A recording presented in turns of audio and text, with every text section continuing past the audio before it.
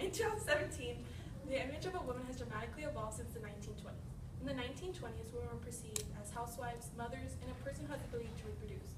Nowadays, women are seen as more than just mothers. They're seen as successful and businesswomen. But this change did not occur overnight. It took many years. Women are still treated unfairly compared to men. Good morning. My name is Daniela M, and today I'll be answering the question, to what extent has women's rights in the workforce positively evolved since the 1920s? The obstacle of inequality in the participation of politics is what started the suffrage movement. The suffrage movement began in the fight for women's equality began in 1848 with leaders such as Susie B. Anthony and Elizabeth Cady Cannon. Women started petitioning and protesting for the passing the amendment that would grant the voice to the women.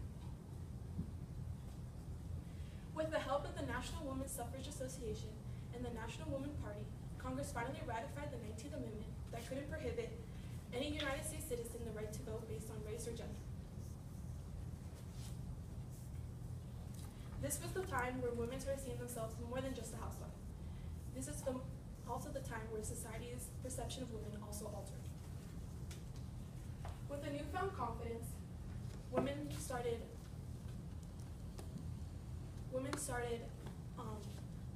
finding jobs in unconventional ways, such as jobs in politics. Janet Reagan was the first woman ever elected in Congress, and which was part of the House of Representatives. Victoria Woodhull was the first woman ever nominated for presidency in the Equal Rights Party. In 2016, a Democratic Republican female, Hillary Clinton, ran for office. This inspired many women that they can become president one day. This is also a milestone for our generation that finally could embrace a woman as our president. The 1920s wasn't only about the suffrage movement. It was also about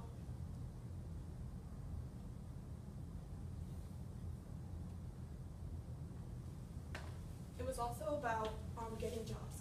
During this time, World War I was going on, and many men were off deployed and couldn't afford to help their families. Women started getting jobs in industrial ways, and photographs like Howard Miller's motivated women to get industrial jobs. According to World War I, 1914 to 1918, women's employment rates increased during World War I from 23.6% of the working age population in 1914 between 37 and 46% in 1918. Looking at this graph, you can see that women's participation in the workforce has increased and will begin to stabilize in the future years. More and more women became educated due to their husbands not being there to help provide for their families. But even though women were still working more than men, since they were off deployed, they were still earning less. Later on, the Equal Pay Act was passed by Congress, which promised equitable wages for all work, regardless of sex or race, but this promise was never fulfilled. While the gap between appears to diminish, unequal pay is still a current issue in our society. On average, women earn 78 cents per dollar a man earns, according to women's rights in the workplace. Looking at this graph, you can see that white men earn more than any other racial women out there. This is illustrating the inequality between race and gender. In this graph, you can also see that it would take 50 plus years for the entire US to close the wage gap. Many of you know the myth of Sisyphus, who was punished and had to lift up a rock up a mountain. The boulder that the women have are the discrimination corporations putting on them and making it harder for them to lift up. The United States is part of 9 countries that doesn't offer paid maternity leave. Without paid maternity leave, it makes it extremely difficult for families to have a career and also family at the same time, especially since there are so many single parents out there. According to the US Census Bureau, out of 12 million single parents of 2016, 80% of them were single mothers. As a country, we need to bring more awareness in the inequality that face in the workforce. If we bring more awareness to it, this Congress will have to get more involved. Petitioning for equal pay, we might reduce the years that it might take for 50 to maybe 25 so we can be part of the change. Having paid maternity leave so we can help support those single parents that don't have any extra support. Even though it's a long battle for the fight for women's equality and men, like Emma Watson said in her speech, if not now, then when? Thank you. What are your questions? Thanks. Got 2 questions for you.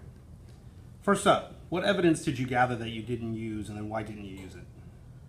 Some information were about the flappers. Flappers are women who started going out more and started enjoying more active nightlife, and I thought that wasn't really relevant to what I'm talking about about the workforce. And next question. Excuse me. What evidence would you, what advice would you have for other people that want to do a presentation similar to this? For women's rights or a presentation for this? Women's rights. Oh, women's rights. I will look more directly into bigger corporations to see how much is the discrimination between men and women, and see about the glass ceiling effect and see if that's actually a reality or if not. All right, thank you.